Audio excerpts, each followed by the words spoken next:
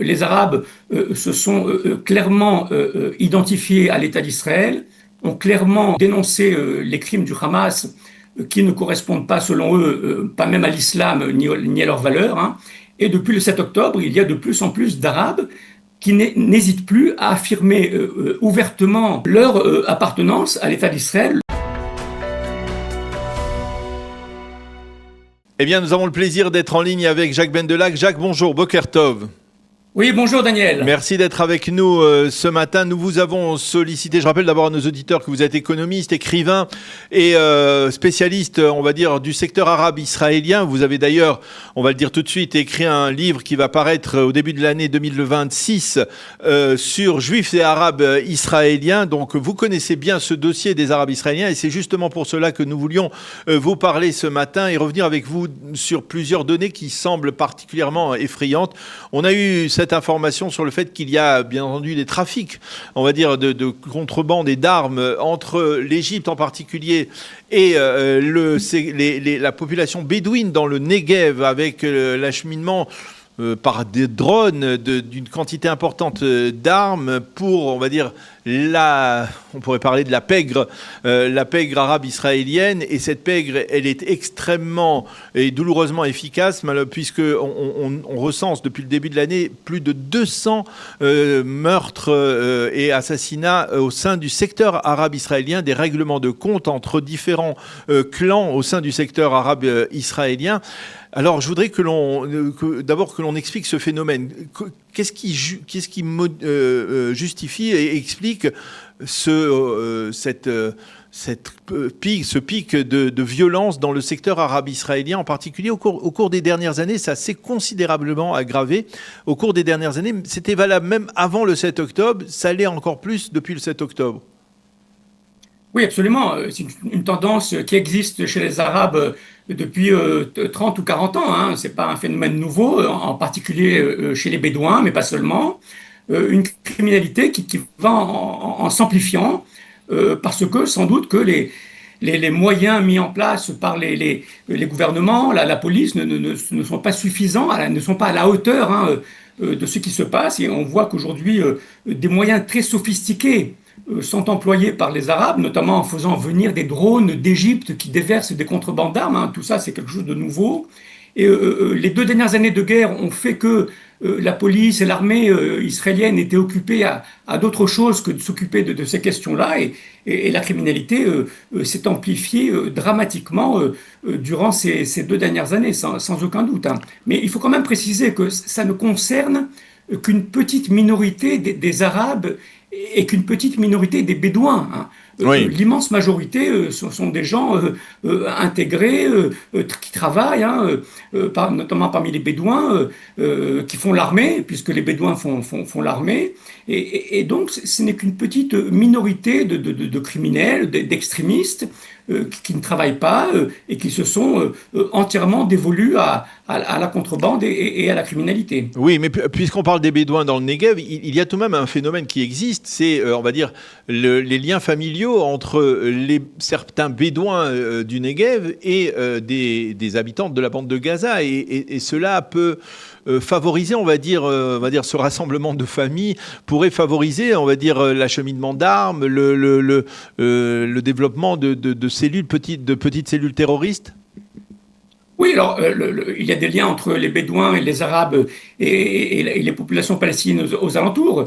Il faut quand même préciser que les Bédouins ont aussi été victimes des attentats du 7 octobre. C'est important de le rappeler, bien sûr. 7 Bédouins pris en otage. Il y a eu une vingtaine de Bédouins tués dans les attentats, hein. Donc les Bédouins sont des Israéliens qui ont été aussi victimes des attentats du Hamas depuis ces 2 dernières années. Et le fait qu'ils aient des relations familiales à Gaza ou en Cisjordanie, hein, ne change pas au fait que l'immense majorité de ces Bédouins sont des Israéliens. Vous savez, il y a parmi les Bédouins des médecins, des professeurs, des avocats, hein. Bien entendu. Et donc, on ne parle que d'une petite minorité, hein, qui vit dans le Negev, dans des campements qui ne sont pas reconnus, dans des terrains qui ne sont pas à eux. Et c'est cette petite minorité qui s'est spécialisée, j'allais dire, dans la contrebande et la criminalité. Oui, alors Alors effectivement, il faut rappeler, il y a plus de 2 millions d'Arabes israéliens, plus de 20% de la population israélienne est arabe. Ça, c'est important de le souligner. Je voudrais essayer de rentrer un peu plus avec vous dans le détail des causes de ce développement de la violence dans le secteur arabe israélien. Est-ce que ce sont des causes, on va dire, culturelles, ou est-ce qu'il y a, par exemple, je vais vous donner un exemple qui m'a été soufflé à l'oreille, c'est par exemple le fait que au cours des dernières années, les gouvernements israéliens ont insufflé plus de moyens, plus de finances dans les conseils régionaux, conseils locaux du secteur arabe israélien, et que cela a d'une certaine manière attiré les voyous de ces secteurs et qu'il y a, on va dire, des relations autour d'une forme de corruption dans certains secteurs. Alors oui, tout cela est vrai, hein. Il y a des causes à la fois culturelles, hein. Les Bédouins vivent selon leurs traditions ancestrales, selon un mode de vie qui ne correspond pas toujours au mode de vie moderne de la société israélienne. Ils favorisent la polygamie, hein. Ils vivent dans des campements de ce type-là. Et c'est vrai que les gouvernements israéliens ont essayé quand même de résoudre ces questions-là, notamment en essayant de sédentariser les Bédouins, en créant des villes. On a créé depuis une vingtaine d'années des villes pour les Comme Bédouins, Rahat, Rahat, Harara. Et donc sur les 300 000 Bédouins du Negev, plus de 200 000 sont aujourd'hui sédentarisés dans des villes modernes israéliennes et ils vivent normalement. Et il reste dans le Negev aujourd'hui 80 000 Bédouins, donc c'est une petite population, hein. 80 000 Bédouins, parmi lesquels il y a des petits groupes familiaux, des clans qui pratiquent la criminalité parce qu'ils refusent de se déplacer ailleurs. Ils ont refusé les gouvernements. Il y a eu beaucoup de plans gouvernementaux, hein, ces dernières années, hein, pour essayer d'aider les populations arabes et bédouines en particulier. Mais il y a toujours des groupes extrémistes qui refusent toute solution et qui préfèrent faire usage de la violence et de la criminalité. Alors, vous parliez tout à l'heure de la police, alors peut-être qu'elle n'a pas suffisamment les moyens, mais est-ce que aussi il y a de la part de la population arabe israélienne une volonté, par exemple, de s'enrôler dans la police, comme c'était le cas il y a quelques décennies à l'époque. C'était les Arabes israéliens qui géraient, on va dire, l'activité policière dans le secteur arabe israélien. Ça allait beaucoup moins depuis ces dernières des décennies. Est-ce qu'aujourd'hui, il y a un moyen de revenir à ce qui était valable il y a si longtemps? Oui, oui, sans aucun doute. D'abord, rappelons que l'immense majorité des Bédouins font l'armée, hein. Oui. Ce sont les seuls musulmans qui font l'armée. C'est quand même extraordinaire, hein. Et ils le font de plus en plus. Et il y a malgré tout dans cette population des clans de criminels, hein. Alors c'est vrai qu'on aurait voulu avoir davantage de policiers musulmans et arabes. C'est un petit peu compliqué parce que du point de vue des Juifs, l'arabe est toujours un petit peu suspect de ne pas être vraiment israélien. Mais aujourd'hui, par exemple, les maires, les dirigeants des localités arabes s'élèvent, hein, contre cette criminalité, hein, qui touche une criminalité qui touche d'abord les Arabes, hein, il faut bien le dire, et qui aujourd'hui se rejette aussi sur les populations juives des alentours. Donc c'est vrai que les gouvernements israéliens ont fait beaucoup d'efforts pour intégrer ces Bédouins et ces Arabes dans les forces de l'ordre, dans l'économie en général. La plupart y ont réussi, hein. Encore une fois, on ne parle que d'une petite minorité qui refuse toute solution de logement, d'emploi, de sécurité et qui préfèrent s'adonner à ce type de contrebande qui est sans doute beaucoup plus rentable, j'allais dire, qu'un travail normal dans la vie économique, hein. Mais les gouvernements ont fait beaucoup. Il y a quand il y a de la volonté, il n'y a pas de moyens. Quand il y a des moyens, il n'y a pas de la volonté, hein. Et donc on s'embobine là-dedans et on a du mal aujourd'hui, c'est vrai, à prendre en charge ce phénomène qui prend des proportions inédites. Alors effectivement, donc le phénomène est là, il prend des proportions inédites, mais je voudrais revenir, puisque vous précisez avec raison qu'il s'agit d'une minorité, je voudrais revenir sur, on va dire, le comportement général du secteur arabe israélien depuis le 7 octobre. Le 7 octobre et à partir du 7 octobre, vous avez justement mentionné le fait qu'il y a des Arabes israéliens qui ont perdu la vie le 7 octobre, qui ont été assassinés par des terroristes du Hamas. Ce que l'on a remarqué, c'est que quelques années après, on va dire, les émeutes dans les villes mixtes de Ramleh, de Yafo et de Akko, eh bien, on a vu un secteur arabe israélien qui c'est d'une certaine manière identifié à l'ensemble de la population juive face au drame du 7 octobre. Et on a vu un secteur arabe israélien, dites-moi si je me trompe, mais très, très réservé dans son positionnement, certainement pas une adhésion aux crimes commis par le Hamas, mais plutôt une sorte de solidarité avec la population juive. Absolument, absolument. Alors c'est ça le grand tournant du 7 octobre dans les relations entre juifs et arabes, hein. Les arabes se sont clairement identifiés à l'État d'Israël, ont clairement dénoncé les crimes du Hamas qui ne correspondent pas, selon eux, pas même à l'islam ni à leurs valeurs, hein.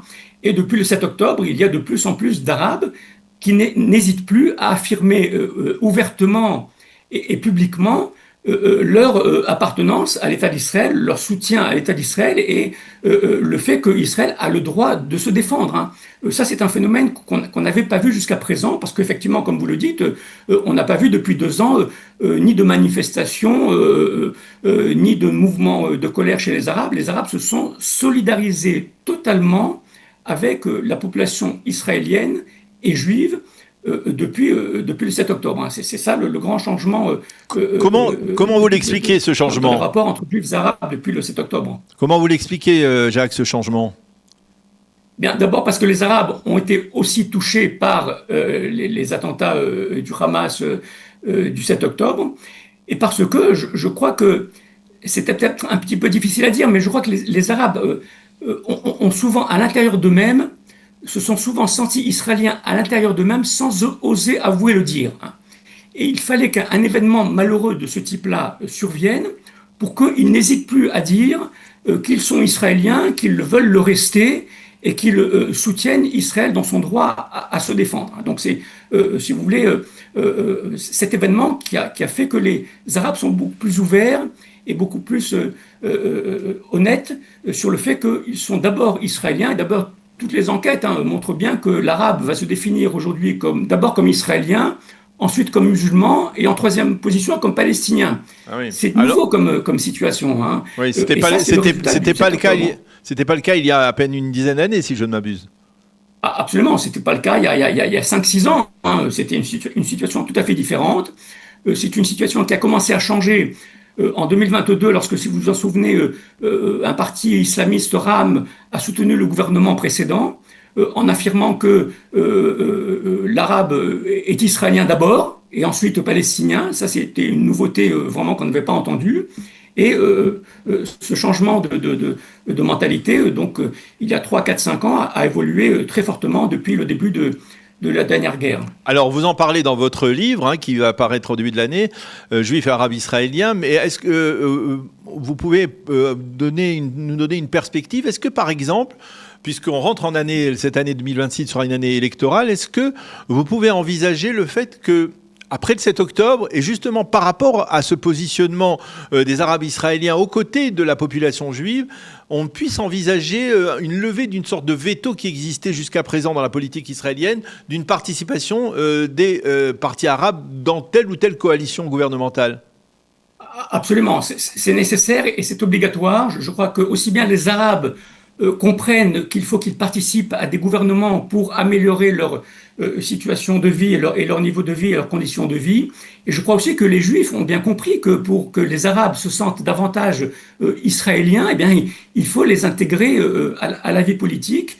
Et donc, il me semble nécessaire, et je crois que c'est bien compris des deux camps, que les Arabes doivent d'abord voter massivement et ensuite participer à des gouvernements israéliens, que ce soit à l'intérieur de partis arabes ou dans les partis juifs. Donc la participation politique des Arabes, je crois qu'elle va s'amplifier parce que les Arabes ont bien compris depuis le 7 octobre que pour s'intégrer à la vie publique, eh bien, il faut qu'ils participent au choix du gouvernement et cela, ça va s'amplifier dans les années à venir, à mon sens. Eh bien, c'est encourageant, il faut l'espérer en tout cas. Merci beaucoup, Jacques Bendelacq, d'avoir été avec nous ce matin. Je rappelle que vous êtes donc l'auteur d'un nouvel ouvrage, Juifs et Arabes israéliens, qui doit paraître donc en début de l'année 2026, La Nouvelle Donne après le 7 octobre 2023 aux éditions Auteurs du Monde.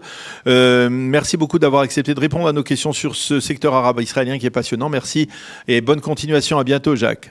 Merci à vous. Au revoir.